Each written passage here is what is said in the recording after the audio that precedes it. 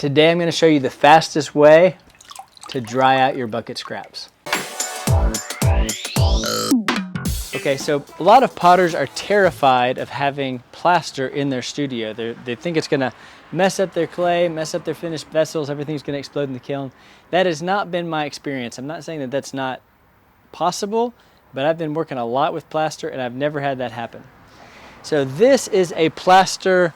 I poured plaster into a big bin, and I use it to keep my vessels hydrated, but I just took it out of the bin and I put it upside down so it's got this nice concave shape here that things can fit in, and I just take my scraps just like this and I just kind of put them here and mash them down, and I take all the scraps I can.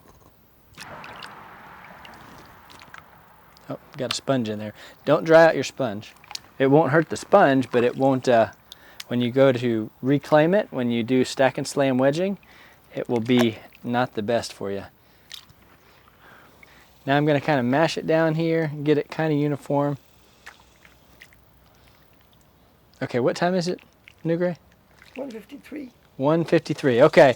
Watch the Texas sun work, guys. Texas sun plus plaster. All right, we'll show you in a minute.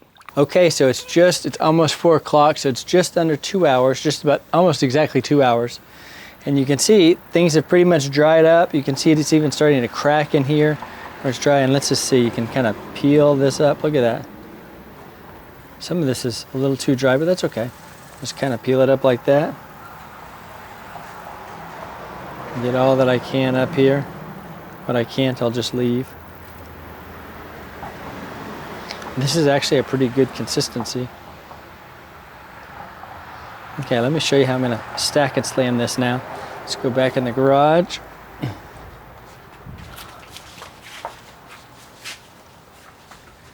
And clean off a good area here.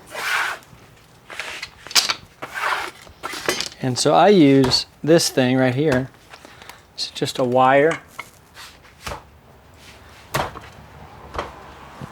So some of these parts are more dry than others. Some are more wet than others.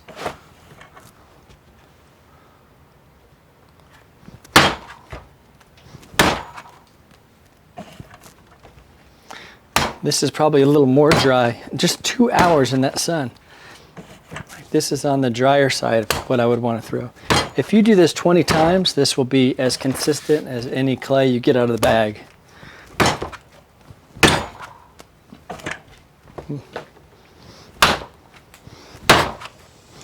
See, I'm creating all sorts of layers here. See, it's still got a little bit of inconsistencies in there. This will be all smooth before it's said and done.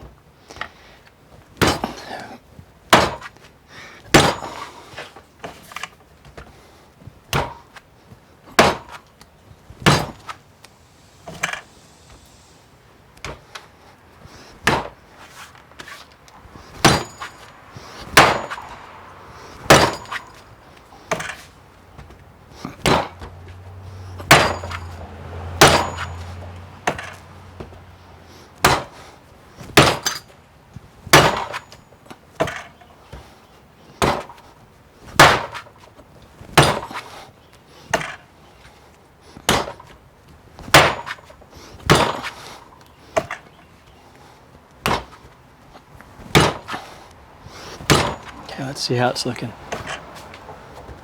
It's looking pretty darn good there. Sometimes you get these streaks from things getting caught on here. Let's try again. Looks pretty good. There's a few spots that are a little drier than normal, but that's okay.